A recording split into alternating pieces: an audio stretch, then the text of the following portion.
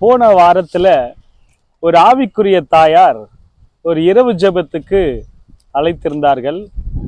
நாங்கள் கார்ல புறப்பட்டு சென்றோம். போன அந்த வீட்டில் நுழைந்தவுடன் எங்களை அந்த வயது முதிர்ந்த அந்த தாயார் அவர்கள் சுட சுட ஆகாரத்தை ரெடி பண்ணி, ஊழியக்காரர் நன்றாக இருக்க வேண்டும் ஐயா அப்படின்னு சொல்லி பேசி நன்றாக உபசரித்து பரிமாறி அன்பு கூர்ந்தார்கள். அப்பொழுது எனக்கு ஒரு வசனம் ஞாபகம் வந்தது. சங்கீதம் 35:27 இப்படியாய் சொல்லுகிறது, என் நீதி விளங்க விரும்புகிறவர்கள் கெம்பீரித்து மகிழ்ந்து தமது ஊழியக்காரனுடைய சுகத்தை விரும்புகிற கர்த்தருக்கு மகிமை உண்டாவதாக என்று எப்போதும் சொல்ல கடவர்கள். ஊழியக்காரர்களை ஆண்டவர் இந்த உலகத்துல குடும்பங்கள் நின்று வேறு பிரித்து அவர் செலக்ட் பண்ணி வைத்திருக்கிறார். ஆகவே இந்த ஊழியக்காரர்களை உடைய சுகத்தை கர்த்தர் விரும்புகிறார் என்று வேதத்துல நாம் வாசிக்க கேட்டோம். அன்பானவர்களே, நீதிமான்கள் நன்றா இருந்தால் பட்டணம் களி கூறும் என்று நாம் வேதாகமத்துல வாசிக்கிறோம். அதே போலதான் ஒரு சபையில, ஒரு ஊழியத்துல, ஒரு குடும்பத்துல ஊழியக்கார கனம் பண்ணி நன்றாக இருந்தால்தான் அந்த குடும்பம் நன்றாக இருக்கும், அந்த சபையும் நன்றாக இருக்கும்.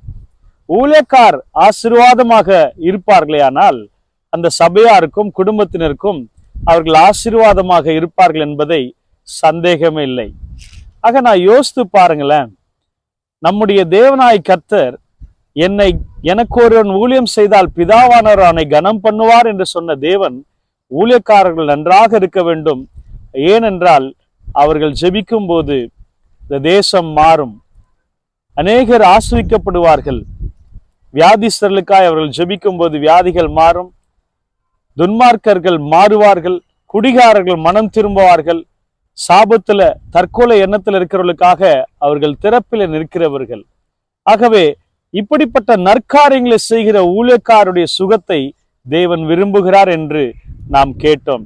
ஆம் அன்பானவர்களே, உங்களுடைய சபைகள்ல, நம்முடைய குடும்பங்கள் இருக்கிற ஊழியக்காரர்களை, அதுவும் நல்ல உண்மையான ஊழியக்காரர்களை நாம் ஒருபோதும் அவர்களை அசட்டை பண்ணக்கூடாது, அவர்களை அற்பமாக நாம் எண்ணிவிடக்கூடாது. ஏனென்றால் ஆண்டவரே அவருடைய சுகத்தை விரும்புகிறார் என்று நாம் வேதத்துல வாசிக்கிறோம். ஆம் பிரியமானவர்களே, இப்படிப்பட்ட ஊழியர்களுக்காக ஸ்தோத்திரம் பண்ணுங்கள். அவருடைய வாழ்க்கையில எவ்வளோ பாடுகள் கஷ்டங்கள் இருந்தாலும் அவர்கள் வெளியில சொல்லிக் கொள்வதில்லை. காரணம் என்னவென்றால் அவர்கள் தேவனோடு நடக்கிறவர்கள், தேவனுக்கும் அவர்களுக்கு தான் அந்த ரகசியம் தெரியும். ஆகவே இப்படிப்பட்ட ஊழியர்களுக்காய் நாம் ஜெபிப்போம், அவளை கனம் பண்ணுவோம், நம்முடைய தேவனுடைய ஆசீர்வாதத்தை நாம் பெற்றுக்கொள்வோம். நல்ல ஆண்டவரே, இந்த வார்த்தையின்படி நாங்கள் ஆண்டவரே ஊழியக்காரர்களை நேசிக்க கனம் பண்ண எங்களுக்கு கிருபை தாரும், உதவி செய்யும். உண்மையான ஊழியக்காரருடைய சுகத்தை நீர் விரும்புகிறவர் என்று நாங்கள் வேதத்துல வாசிக்கிறோம். ஆகவே இந்த வார்த்தையின்படி நீர் ஆசீர்வதியும், கேட்கிறவர்களை பார்க்கிறவர்களை ஆசீர்வதியும். உமக்கென்று நாங்கள் ஊழியம் செய்ய உடைய நாமத்தை மையப்படுத்த கிருபை தாரும். இயேசுவின் நாமத்தில் ஜெபிக்கிறோம் நல்ல பிதாவே, ஆமென். God bless you.